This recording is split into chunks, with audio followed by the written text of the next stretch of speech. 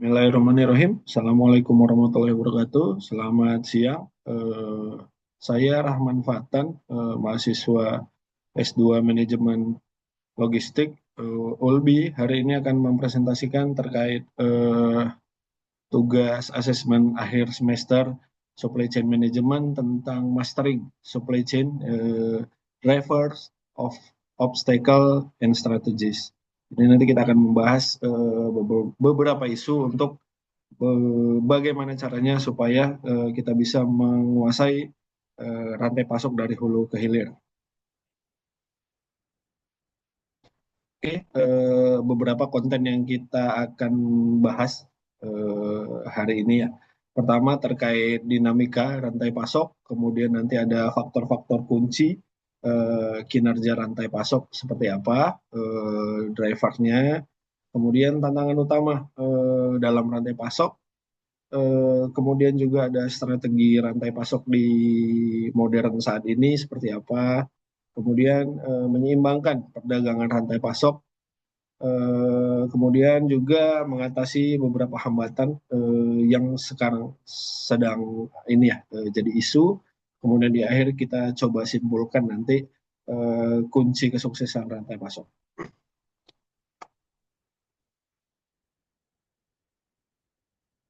Oke, kita masuk ke poin pertama, dinamika rantai pasok ya.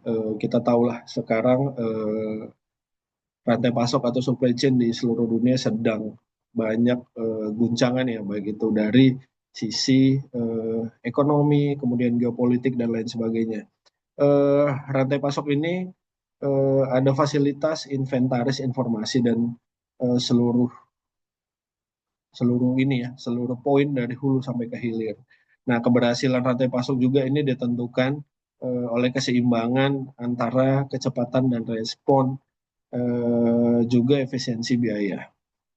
Perlu juga dipahami keseluruhan faktor-faktor strategi jangka panjang, juga jangka pendeknya atau di hariannya. Ini akan sangat berdampak ketika nanti dinamika ini apa ya bergejolak gitu. Ini poin-poin ini akan jadi sangat menentukan supply chain itu nanti akan seperti apa. Nah, kita selanjutnya kita ke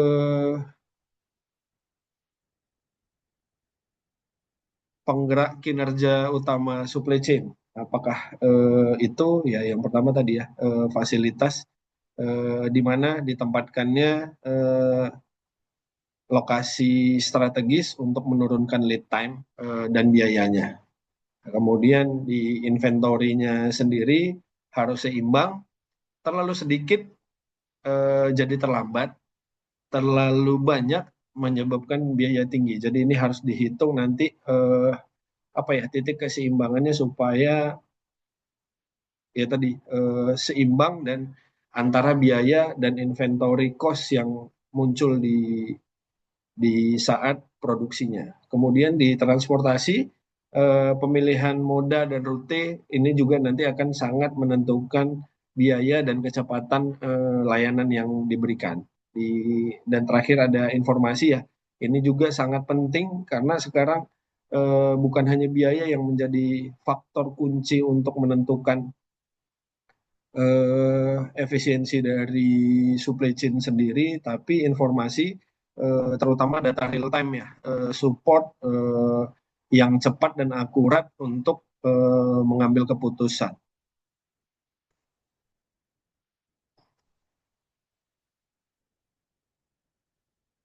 Selanjutnya di tantangan utama ya, challengingnya di supply chain sendiri, yang pertama itu kurangnya visibilitas ya. Tadi dari hulu ke hilir belum visible untuk bisa terus dikawal karena memang terkait apa perbedaan 2PL, 3PL dan selanjutnya perbedaan perusahaan juga ini perlu dikaji kembali supaya bisa terintegrasi jadi satu kesatuan yang utuh.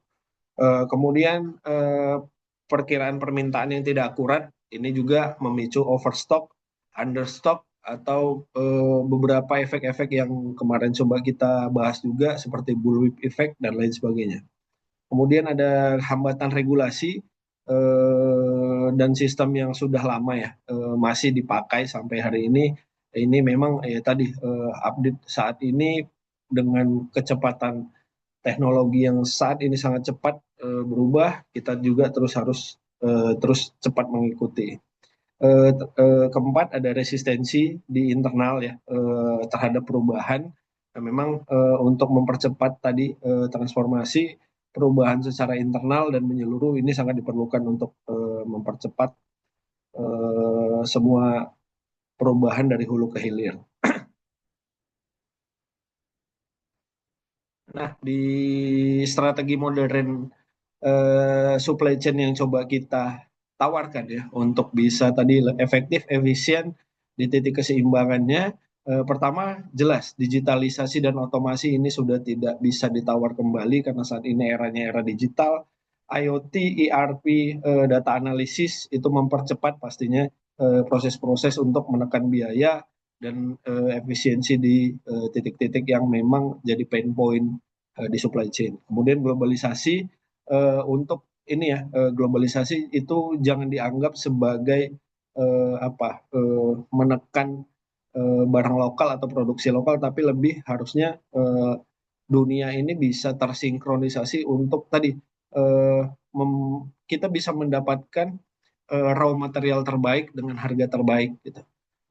Yang ketiga juga tidak boleh dilupakan ya kolaborasi dan transparansi, mitraan strategis dan sistem komunikasi yang terpadu itu sangat krusial karena tadi kalau ini supply chain-nya sudah global ya tadi harus terkoneksi dari hulu sampai ke hilir.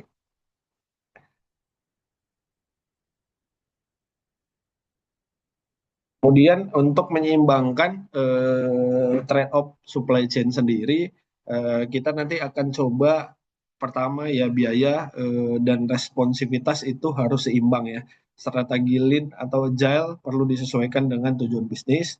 Kemudian sentralisasi dan desentralisasi ini harus dihitung kembali yang mana yang paling efektif dan efisien, yang mana yang paling hemat, tapi juga tetap responsif. Kemudian standarisasi dan kustomisasi, produk massal yang hemat biaya, produk personal yang meningkatkan kepuasan.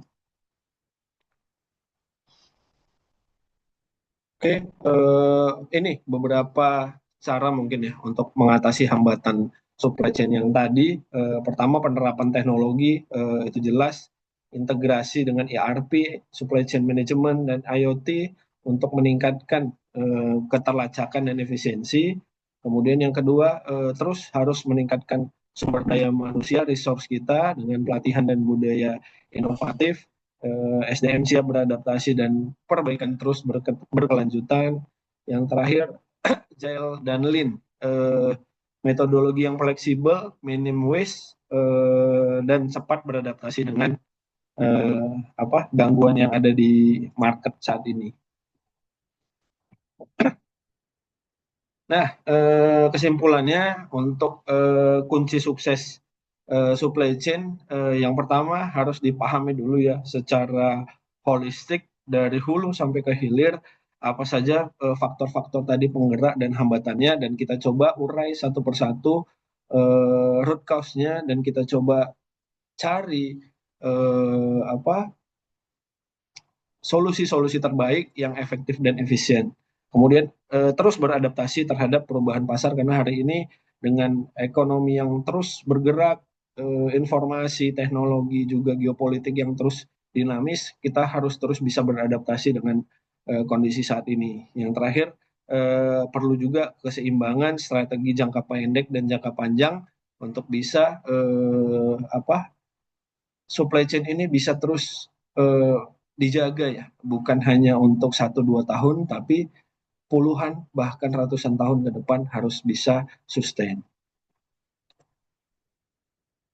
Itu mungkin dari saya hari ini terkait tadi mastering supply chain dari hulu ke hilir. Mudah-mudahan yang saya sampaikan bermanfaat bagi kita semua.